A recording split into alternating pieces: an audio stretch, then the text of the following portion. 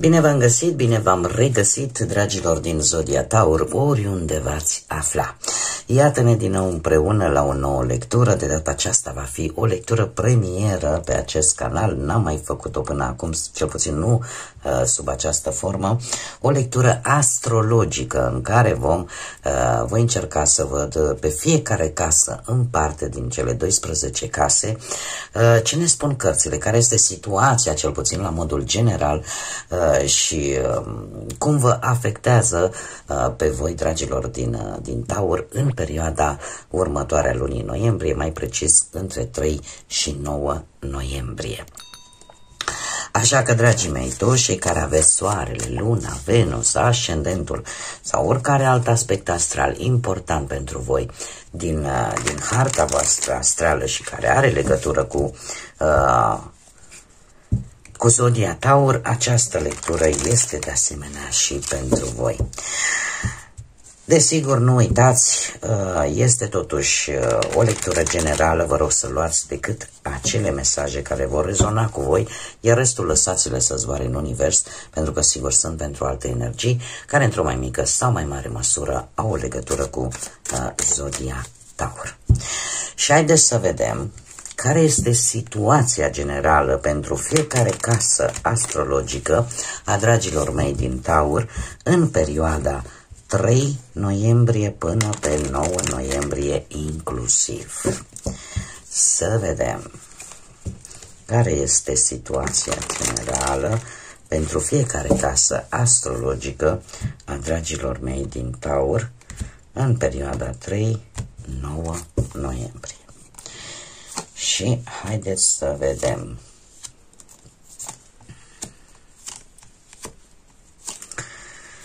Să punem cărțile.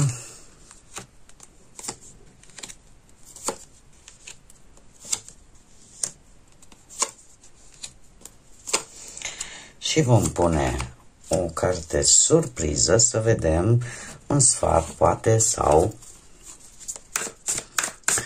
o concluzie. Și voi mai scoate încă două cărți din acest oracol Yin și Yang.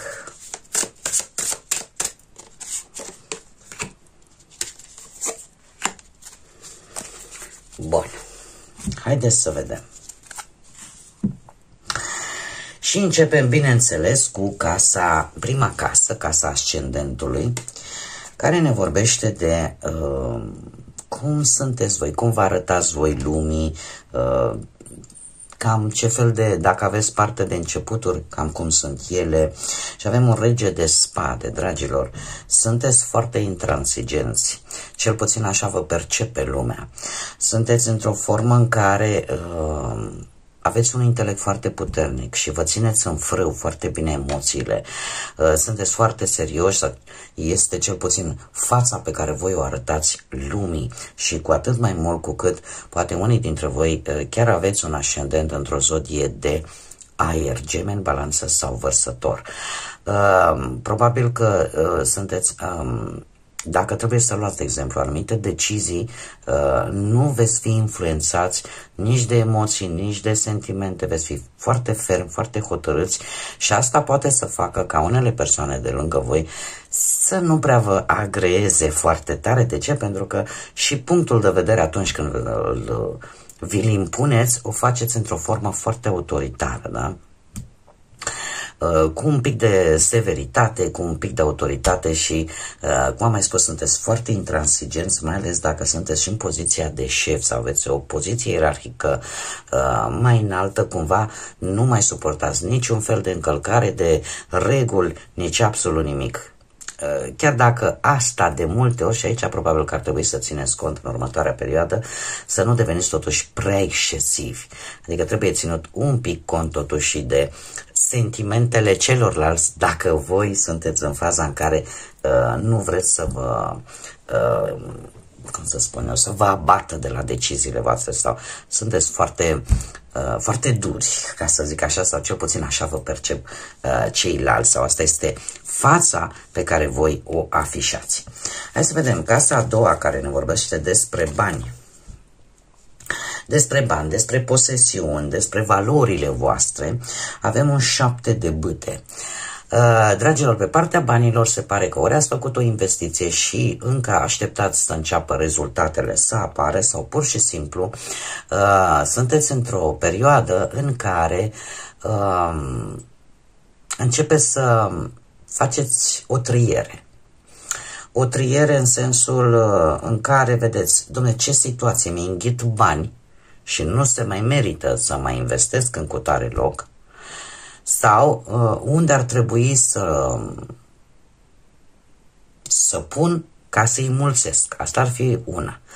Al doilea lucru, poate că unii dintre voi încercați oarecum să puneți anumite limite în ceea ce privește bănuții și probabil că nu veți încerca să nu mai faceți anumite cheltuieli care oricum nu sunt nici foarte importante, dar care oarecum așa te cam și înfrânează, te cam duc în pagubă. Da? E o triere care se face pe ceea ce cumva să nu mai pierzi timpul și nici bănuții pe lucruri în care tu nu vezi rezultate. Da? Și faci o triere, vezi ce merge, ce nu merge, iar dacă vorbim de o investiție pe care voi ați făcut-o vis-a-vis de un bun, da, de o proprietate, de un bun de valoare, rezultatele se pare că vor veni, dar după un timp. De ce? Pentru că totuși sunteți într-o perioadă în care aveți un pic de teamă vis-a-vis de a nu da greș. De a nu da greș și de a nu fracasa. Mergem mai departe, pe partea casa a treia, care ne vorbește de partea intelectuală, de minte, de gânduri, de mentalitatea pe care voi o aveți. Avem un rege de bâte. Se pare că pe partea asta sunteți foarte de neoprit. Da? Gândul vostru, mintea voastră este una foarte iute, foarte isteață în această perioadă și vă îndeamnă oarecum așa să vă folosiți inteligența, să vă folosiți istețimea în a obține lucruri și în mod special în a obține lucruri care să producă un câștig de bănuți. Da? Comunicarea voastră este una un pic mai diversificată, aș spune, o comunicare jovială, o comunicare, nu știu, poate vă place să mai spuneți câte o glumă în momentul în care vă întâlniți cu alte persoane cunoscute, da? Este cumva o energie care, dacă nu sunteți atenți, dragii mei, poate da într-o ușoară aroganță. Așa că totuși încercați să păstrați limitele, da? Din punctul ăsta de vedere. Mergem mai departe și avem un 10 de monede pe partea asta a casei, a familiei, a căminului, da? A legăturilor voastre cu familia sau a confortului propriu. Și se pare că unii dintre voi veți avea o stabilitate din punctul ăsta de vedere, ori o stabilitate privind legăturile voastre cu familia, legăturile voastre cu oamenii dragi, ori pur și simplu veți avea o reușită materială care vă va ajuta să vă bucurați de un anumit confort în casă. Că poate, nu știu, vă cumpărați un obiect de mobilier, da? Sau, nu știu, un obiect electrodomestic sau ceva care să vă ajute un pic să fiți un pic mai, să vă dea o comoditate în viața voastră de zi cu zi, sau chiar putem vorbi pentru alții dintre voi și chiar de o moștenire legată de o casă, un rezultat pozitiv legat de o moștenire, ceva sau de o casă, o proprietate. Mergem mai departe, pe partea asta creativității, a relațiilor romantice, foarte pasionale, a distracției, ca să zic așa, sunteți într-o energie a arcanului major Steaua, care îmi vorbește despre faptul că e posibil ca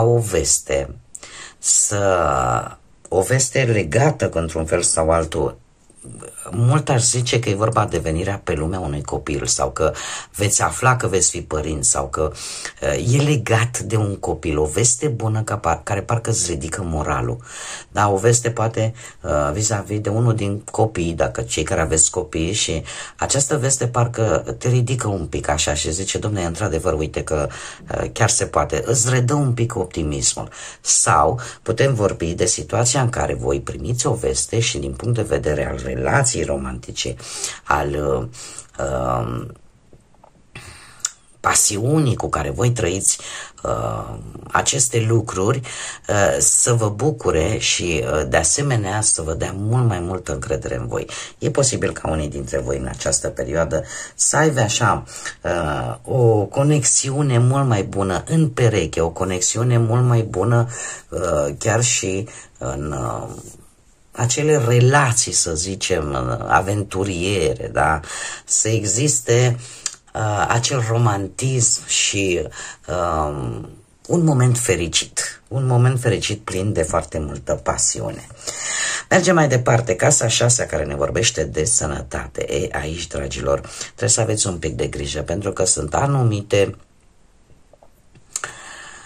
vicii, anumite obiceiuri total nesănătoase la care voi va trebui să lucrați. Știu că de multe ori acest arcan major, diavolul, este văzut, cel puțin în tarot, da? Nu vorbim de ce simbolizează el din punct de vedere, cum să zic eu, biblic, da? Vorbim strict de tarot. Această carte, de multe ori ni se spune, domne, uite, într-adevăr, ai o problemă că, uite, nu te lași de cutare și nu te lași de băutură și nu te lași de fumat și nu te lași de nu mai știu ce alte substanțe sau...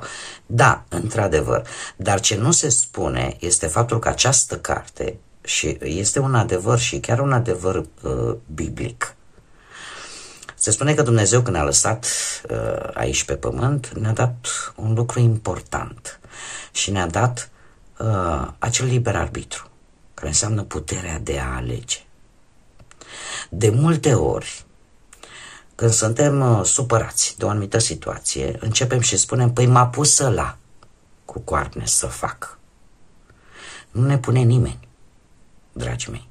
Acela cu carne decât profită de slăbiciunea ta și de alegerile pe care noi le facem, care pot fi, clar, pot fi unele bune, dar pot fi unele rele. Iar această carte, mai ales pe partea asta a sănătății și a rutinei de zi cu zi și cum să spun eu, a temerilor interioare pe care noi le avem, se pare într-adevăr legată de ceva toxic, ceva care nu este bun pentru voi și care la un moment dat va trebui este momentul poate să zici până aici. Într-adevăr, noi avem senzația că suntem legați, dar noi putem ieși din această legătură oricând, nu ne ține nimeni de mâini. Dar putem tăia această conexiune cu obiceiurile rele, cu acele vicii urâte. Știți cum e că aici nu putem vorbi neapărat de fumat, băut și mai știu eu ce altceva. Nu, putem vorbi, de exemplu, de obiceiul de a fi ironici în momente nepotrivite sau de a judeca pe alții din prisma faptului că poate au o problemă, da? De a avea prejudecăți. E la fel de grav și la fel de toxic. Da? Deci, pe casa asta 6, vorbim la modul general. Dacă vorbim de sănătate, probabil că este ceva ce voi faceți în mod curent și care nu vă face bine. Poate să fie absolut orice. Și unde voi va trebui să lucrați un pic, să ieșiți din... să atenuați măcar acest lucru, pentru că la un moment dat vă poate afecta nu numai sănătatea fizică, vă poate afecta chiar și sănătatea mentală. Da? Pentru că la un moment dat lucrurile astea, știți cum e, că nu merg la infinit și pot crea frustrări și creând frustrări, de aici mai e un pas către stare de anxietate și pe urmă către poate mult mai rău stare de depresie. Mergem mai departe. Casa 7 a parteneriatelor, a contractelor, a unor proceduri legale posibil pe care le puteți avea sau a alianțelor. Se pare că aici voi aveți o problemă. Ori o alianță se rupe, o amiciție se strică, ori că o negociere nu o să meargă așa cum vă doriți voi, ori că un contract nu vă iese așa cum ați fi crezut. Asta în mare parte, această carte în mare parte îmi spune că e vorba de o lipsă de încredere sau o încredere prea mare în anumite persoane care au dus la acest rezultat. Acum, și în care voi veți ieși destul de șifonați. Trebuie să vă spun un lucru, cum este o lectură, eu vreau să zic și predictivă, dar un pic și terapeutică. Așa cum o spun mereu, acestea sunt energiile, dar voi le puteți schimba. Aveți timp să le schimbați. Da? Cărțile de tarot de fapt prezintă lucrurile cum sunt acum, cu deciziile care deja s-au luat, dar ele pot fi schimbate în funcție de, și aici e farmecul și magia tarotului și a vieții în general, că noi putem schimba aceste energii în urma deciziilor pe care noi le luăm.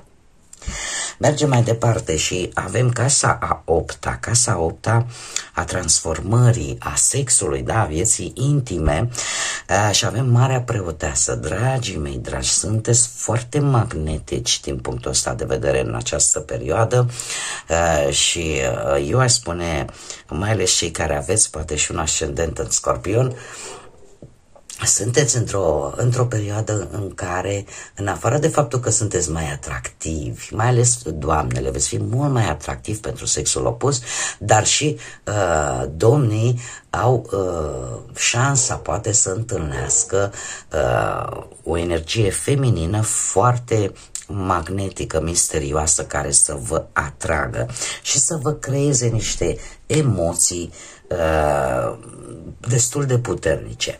De asemenea, putem vorbi, pentru că această casă 8 ne vorbește și de schimbările, ca să zicem așa, destul de importante care apar în viața voastră și care e posibil să vă facă să fiți un pic mai reținuți, o anumită schimbare destul care vă va crea anumite emoții, să vă facă să fiți un pic mai reținuți și să fiți mai precauți în momentul în care comunicați, da? Să comunicați cu băgare de seamă. E posibil și acest lucru. Mergem mai departe. Casa nouă, avem un 5 de spade. Ei, dragilor, pe casa asta nouă, care ne vorbește de posibil de călătoriile scurte, de aventuri, de partea asta mai filozofică a vieții.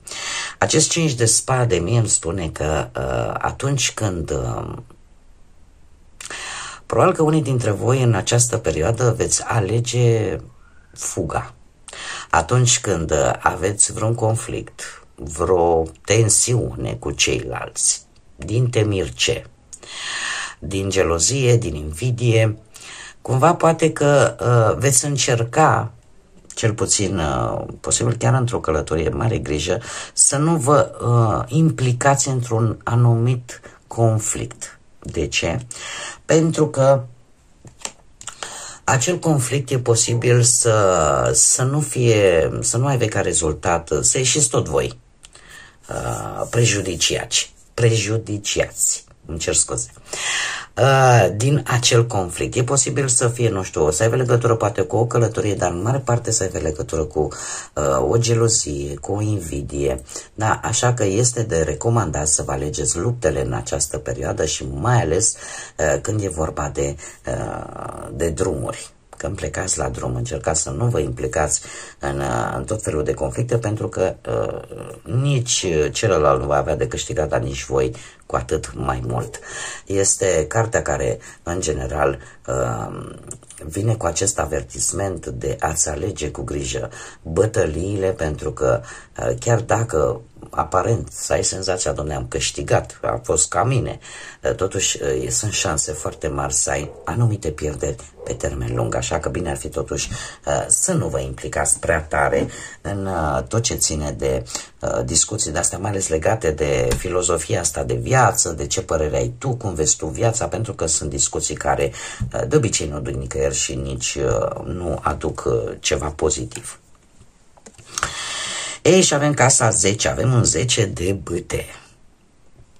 Dragilor, voi sunteți văzuți cel puțin sau aveți în caracterul vostru ideea că trebuie pentru orice lucru trebuie să muncești din greu și lucrul ăsta, sau poate ați fost forțați, acum nu pot să judec eu, cine sunt eu să judec, să spun, dom'le, da, le place să-și rupă spinarea, nu, dar e posibil, într-adevăr, eu am dat peste oameni de genul ăsta în care de obicei nu văd să obțină altfel anumite lucruri decât unde trebuie să fie așa, au un anumit tipar pe care îl urmează poate de-a lungul întregii vieți. La voi partea asta socială, ca să zic așa, sau cum vă percep oarecum, cum vă percep pe voi ceilalți, viața voastră publică, statutul vostru, din punctul ăsta de vedere, sunteți văzuți ca niște persoane care de obicei muncesc foarte mult. De obicei se supraîncarcă de responsabilități și de multe ori poate că nu mai sunteți atenți nici la ce v-ar trebui și vouă, poate atât din punct de vedere fizic cât și din punct de vedere emoțional. E o zbatere. E o zbatere aici și se pare că sunteți într-o perioadă în această săptămână în care sunteți dispuși la această supraîncărcare pentru a obține un lucru important pentru voi. Adică nu vă dați înapoi, vreau să obțin cu tare lucru, chiar dacă ceilalți poate râd de mine sau ceilalți mă percep ca pe un sclav, ca pe o persoană care nu știe altceva să facă decât asta, dar voi sunteți focusați și eu aș zice că unii dintre voi chiar sunteți pe punctul, gândiți oarecum sau ați primit ceva semne că totuși această zbatere chiar va da rezultate la un moment dat. Aveți această gândire, ca să zicem, pozitivă, că, într-adevăr, totuși veți avea parte de un rezultat pozitiv. Aveți această convingere. Casa 11, care ne vorbește de partea, grupurile sociale, prietenii, speranțele voastre, dorințele voastre. Avem un 4 de monede. Ei, dragilor, păi aveți o dorință. Aveți o dorință și e posibil ca viața voastră socială să nu fie tocmai una, cum să zic eu, foarte activă. De ce? Puneți voi niște bănuți deoparte pentru ceva ce vă interesează în mod concret și în mod foarte important, e ceva foarte important pentru voi și încercați să agonisiți niște bănuți, chiar dacă lucrul ăsta vă face să cam fiți un pic mai restrictiv cu prietenii, da? Nu prea mai ieșiți probabil cu amicii, pentru că voi aveți un plan. Aveți un plan la care nu renunțați, la care țineți cu dinții și care poate să vă aducă o anumită stabilitate într-un anumit aspect al vieții. Dar sunteți destul de restrictivi, ca să zicem așa, în această perioadă și nu prea ieșiți așa foarte, nu aveți o atitudine foarte, foarte socială, pentru că voi aveți ceva de îndeplinit. Casa 12, care ne vorbește despre acele slăbiciuni ascunse. Ne vorbește, poate să ne vorbească despre karmă, da? Și dacă tot vorbim de karmă, avem un as de monede. Dragilor, pentru voi, în această perioadă de timp, vine o șansă, vi se deschide o poartă. În mare parte, această poartă are de văzut, în primul și în primul rând, cu partea materială, da?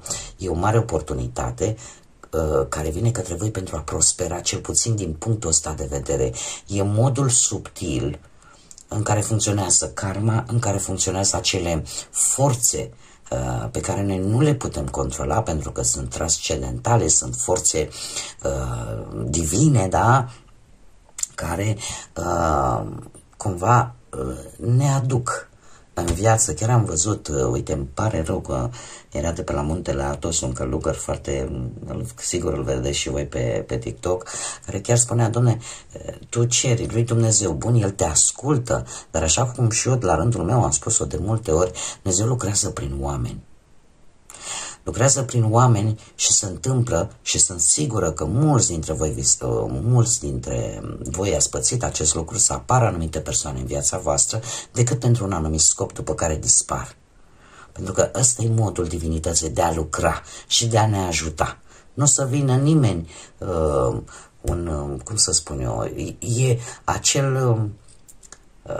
acea modalitate a divinității sau a universului, acum în funcție de fiecare ce credință are, de a ne ajuta. Nu poate veni. Ce să-ți vină? Să-ți trimeată vreun arhanghel, să-ți trimeată vreun înger, așa să-l vedem noi și uite, ia de aici. Nu, ne trimite șansa, oportunitatea, așa cum am mai spus și în alte lecturi, ca noi, prin liberul nostru arbitru, să putem beneficia de acest lucru pozitiv. Voi pe partea asta veți avea parte de o șansă, de o mare oportunitate, așa cum am mai spus, în care voi, dacă veți profita, nu știu, de această mișcare promițătoare, de această idee, poate să vină și sub forma unei idei, poate să vină sub forma unei propuneri, da? Poate să vină pur și simplu sub forma unei conexiuni noi, da? Dar de care depinde de noi să profităm de ea și să ne folosim liberul arbitru. Acum, haideți să vedem care este surpriza voastră sau care ar fi sfatul acestei lecturi, și se pare că este legată de o decizie. De o decizie în care este o decizie destul de importantă, în care voi vreți să... Este foarte foarte interesant faptul că apare un timp divin. Apare un timp divin, apare încă o dată conexiunea asta cu divinitatea, în care ni se spune că ar trebui să lași un pic un anumit control. Un anumit control. De ce? Pentru că sunt lucruri, să ai încredere. Probabil că unii dintre voi sunteți deja în faza, ca să încerc să vă explic cât mai simplu și că vreau să spun atât de multe. Deci, unii dintre voi e posibil să vă fi pierdut încrederea în voi, poate, în anumite persoane, în anumite situații, într-un anumit grup de oameni. Iar această neîncredere te face ca în următoarea perioadă, în momentul în care trebuie să faci o alegere, în momentul în care va trebui să te decizi, cumva apare acest blocaj. Și există tendința, da, de a tot amâna această decizie din teama de consecințe, tocmai cauzate de această neîncredere. Ce spun cărțile? Spun în felul următor. Dacă vorbim de această alegere pe care voi trebuie să o faceți, dacă vorbim de această decizie, ai încredere cel puțin în forțele divine, în acele forțe supranaturale, și încearcă oarecum să oferi această încredere. Cuiva din familia ta. Pentru că e vorba de o lipsă de încredere vis-a-vis de cineva familiar. Orică e din familia ta, orică e de perechea ta, orică e cineva din cercul vostru foarte restrâns, foarte intim. Da? Că e vorba posibil, unii dintre voi trebuie să decideți: ce fac, domne, mă mărit cu Tărescu sau mă căsătoresc cu Pătăreasca. Da? Cel mai bine, poate, unii dintre voi ar trebui să luați lumină, ca să zic așa, de la o persoană familiară, de la o persoană de încredere, în așa fel încât să poți să iei decizia cea mai bună și cea mai corectă pentru tine. În cazul în care, desigur, vă regăsiți cu acest mesaj al acestui doi de spade, în care, într-adevăr, opțiuni există, dar sunt foarte dificil de ales. Și în felul ăsta te poate ajuta să și rezolvi o problemă internă pe care tu ai putea o avea. Pentru că e posibil, da, dacă ați avut o experiență, să zicem, într-un mariaj, ați avut o experiență proastă, logic apare neîncrederea, dar dacă mi se întâmple la fel, dar știți cum e, sunt multe lucruri care, chiar dacă nu le găsim răspuns, trebuie să avem câteodată să facem acel salt în gol, acel salt de încredere pentru a descoperi și pentru a vedea cu adevărat dacă a ne răspunde cumva la întrebări. Bun, dragii mei, cam atât am avut pentru voi. Eu sper că v-a plăcut și în primul rând, cred că am reușit într-un fel sau altul să vă răspund la anumite frământări, la anumite la anumite lucruri care vă frământă. Eu vă mulțumesc pentru atenție, ca de obicei sunteți minunați, vă mulțumesc tuturor pentru sprijinul vostru prin intermediul like-urilor, comentariilor frumoase, distribuirilor voastre, faptul că vă abonați, sunteți aici, lângă mine și lucrul ăsta e de apreciat, așa că o mulțumire infinită tuturor. Desigur, invit pe toți cei care încă nu v-ați abonat, dacă ați rezonat, dacă v-a plăcut, dacă mai vreți să vedeți acest gen de lecturi și felul în care eu le interpretez, nu ezitați, abonați-vă. Pentru restul care încearcă să comenteze mult și prost, vă rog din suflet, abțineți-vă, pentru că nu este frumos, eu zic că putem să fim oameni și nu animale, putem să dăm dovadă de bunătate și nu de răutate, da? Încercați să vă abțineți pentru toți ceilalți care nu aveți, eu vă compătimez, vă spun sincer, pe toți cei care îmi tot trimiteți mesaje urâte, mesaje jignitoare și mă faceți în toate felurile, eu vă compătimesc și pentru simplu motiv că îmi dau seama că ori ați avut o copilărie destul de cumplită, ori pur și simplu aveți frustrări la care nu ați reușit să le găsiți un răspuns. Așa că din partea mea, totuși, ar fi de luat în considerare, nu mai consumați timp și energie să-mi scrieți, pentru că eu oricum ori comunic YouTube-ului și atunci puteți să aveți probleme, ori pur și simplu le blochez pentru că chiar nu am nevoie de aceste lucruri. Vreau să-mi păstrez energia și vibrația cât mai bună. Până data viitoare, când ne vom reîntâlni la o nouă lectură, eu vă doresc tot binele din lume, să aveți parte de tot ce vă doriți, de multă energie pozitivă, de multă lumină, dragilor, și căldură, atât în suflete cât și în gânduri. Până data viitoare, când ne vom reîntâlni la o nouă lectură, numai bine și să fiți iubiți, dragilor!